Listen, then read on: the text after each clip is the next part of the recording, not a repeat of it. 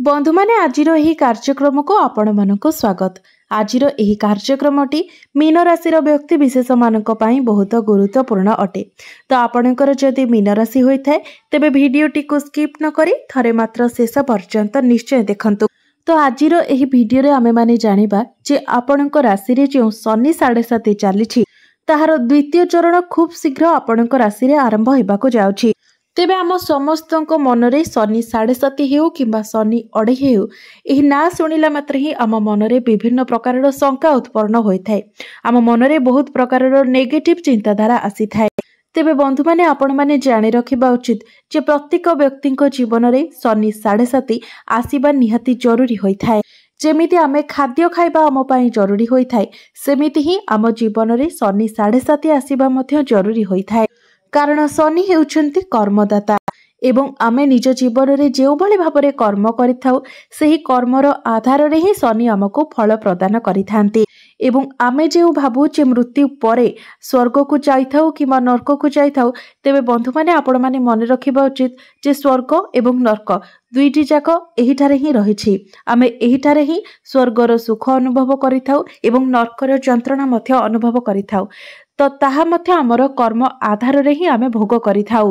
एवं आमर मृत्यु बेलू जदि आमर कोनोसी कर्मर फल भोग करिबा अधा रही जाय थाए तो पर जन्म रे आमे सेही कर्मर फल भोग करिथाउ।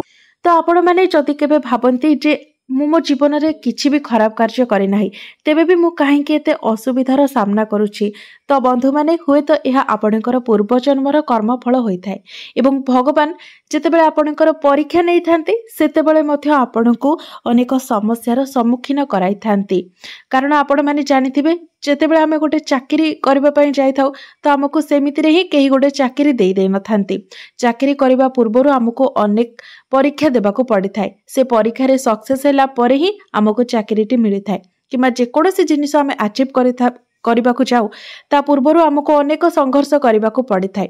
सेही परि भाबरे भगवान हमको किछि भल जिनिस देबा पूर्वरु गोटे भल लाइफ देबा पूर्वरु गोटे भल रेस्पोंसिबिलिटी देबा पूर्वरु हमको बहुत प्रकार रे परीक्षा करिथांती जाहाको आमे डरी जाय थाउ। तेबे बंधु माने आपण माने मने रखिबा उचित जे कोनोसी भी परिस्थिति को डरी न जाय से परिस्थिति को आपण सामना करबा उचित। जहाँकि शनि 7.5 रे शनि आमको जीवनर प्रकृत लक्ष्य विषय बुझाई थांती आमको भल भाबरे मैच्योर बनाई थांती जहा फल भविष्य रे आमे ठीक डिसीजन नहीं पारिबा ठीक बाटरे अग्रगति करि पारिबा एवं जीवन रे उन्नति करि पारिबा। भाबि नियंतु यह आपणकर परीक्षार समय एवं आपणको परीक्षा रे उत्तीर्ण हेबार अछि ताको डरी जाय आपणको हारि जिबार नाही। तो आपण भाबि नियंतु जे यह आपणको एक भल जीवन पाइबा पई भगवान परीक्षा करूछंती। सेही भली भाबरे एही समय आपण निजर कर्म को ठीक रखंतु निजर कार्य रे आपण लक्ष्य स्थिर करंतु एवं लक्ष्य पथरे आपण आगे जानतु। देखिबे निश्चित भाबरे शनि 7.5 रो अंत हेबा परे आपणको सफलता मिलिबो। आपणक जीवन रे बहुत सारा खुशीर वर्षा हेबो। आपणकर समस्त मनस्कामना मध्य पूर्ण होई जिवो। तेबे बंधु माने मीन राशि केवल जणे ही व्यक्ति न थांती।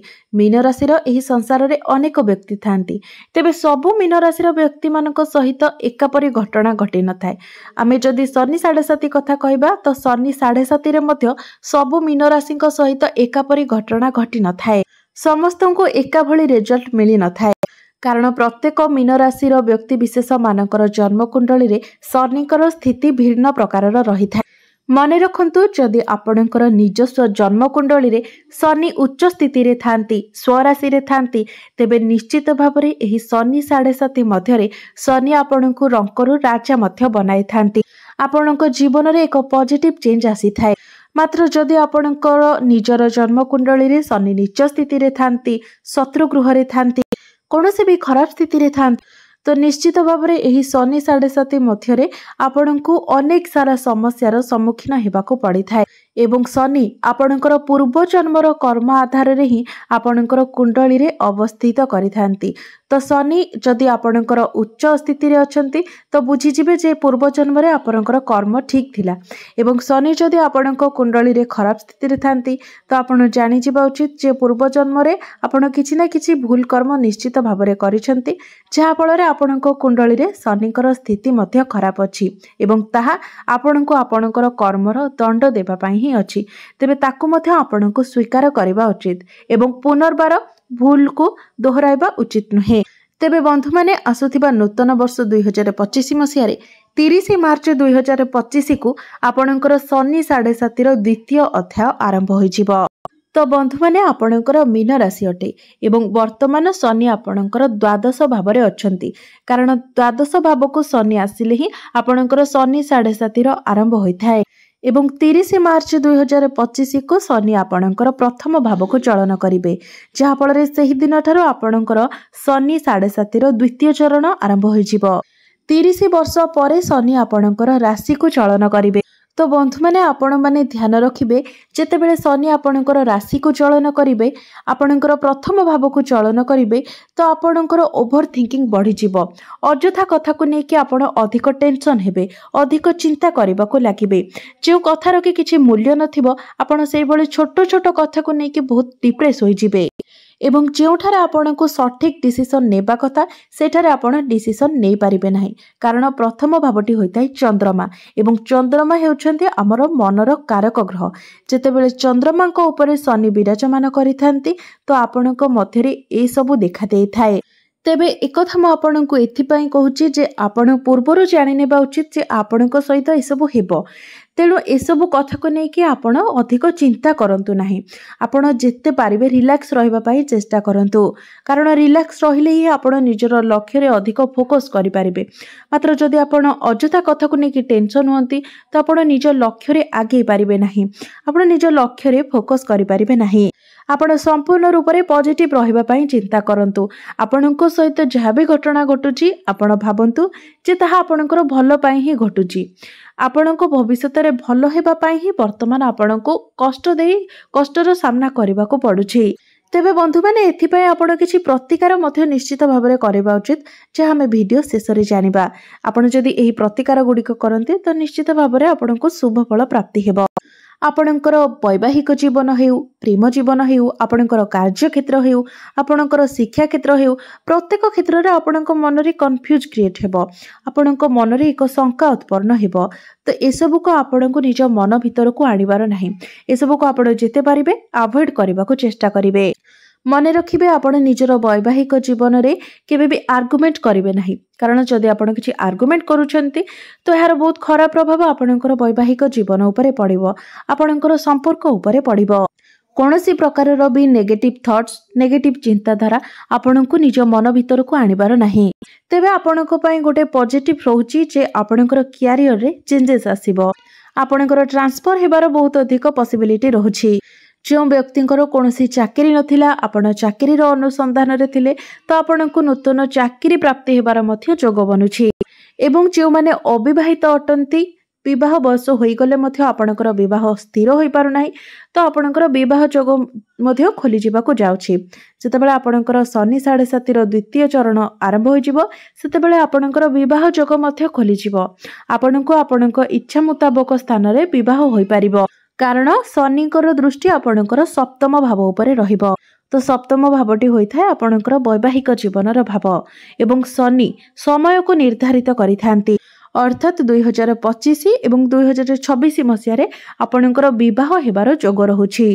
एठारे आपणकर ऑनलाइन रो काम मार्केटिंग रो काम टूर एंड ट्रैवल रो काम डिजिटल रो काम लुहार सह जड़ित कोनोसी काम कोनोसी मशीन रो काम इंपोर्ट एक्सपोर्ट रो काम तो एई प्रकार रो कार्य रे आपण चेंजेस देखिबा को पाइबे जदि आपण एही सब लाइन रे कार्य करूछंती तो एहा को बढ़ाइबा पई आपण चेष्टा करिवे सेही सब जिनिस को आपण सिखिबा पई चेष्टा करिवे तो जेतेबेले आपणकर द्वितीय चरण आरंभ हो जिवो सेतेबेले आपणको बस गोटिए कथार ध्यान रखिबार अछि जे ओभर थिंकिंग थारो आपण दूरे रहंतु आर्गुमेंट थारो दूरे रहंतु नेगेटिव चिंताधारा थारो दूरे रहंतु जेते पारिबे निजको पॉजिटिव रखंतु निज मन रे पॉजिटिव चिंताधारा रखंतु केवल एतिकी कथा रही आपणको ध्यान रखिबार अछि।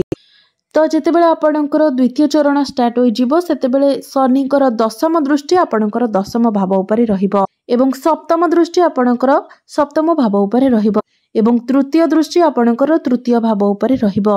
तो जितेबाला शनिकर दशम दृष्टि आपणकर दशम भाव उपरे रहिबो तो सेतेबेले आपण कठिन परिश्रम करिवे आपणक पाखकु टार्गेट्स आसीबो मात्र जेते काम आसिले मध्य से काम गुडी को आपण करिनेबे आपण आगको बढ़िबाको प्रयास करिवे आपणकर प्रयास आपणकर डेडिकेशन एवं आपणकर कार्य करिवार शैली द्वारा आपणकर सामना बाला आपणक उपरे प्रसन्न हेबे मात्र आपणकर अग्रसर धीरे धीरे हेबो एमिति नुहे जे आपण बहुत शीघ्र ही आगको बढ़ी जिवे आपण परिश्रम करि चलिबे एवं धीरे धीरे आगको बढ़ी चलिबे। शनि हेउछन्ति धीरतार कारक ग्रह तो शनि आपणको परिश्रम तो कराइबे मात्र फल आपणको धीरे धीरे प्रदान करिवे। तो बंधु माने शनि 7.5 जो 3टी चरण रही ता भितर सबुठारु अधिक गुरुत्वपूर्ण होइथाय द्वितीय चरणटी। द्वितीय चरण रे शनि आपणको अधिक फल प्रदान करिथांती ताहा नेगेटिव हेउ किबा पॉजिटिव हेउ।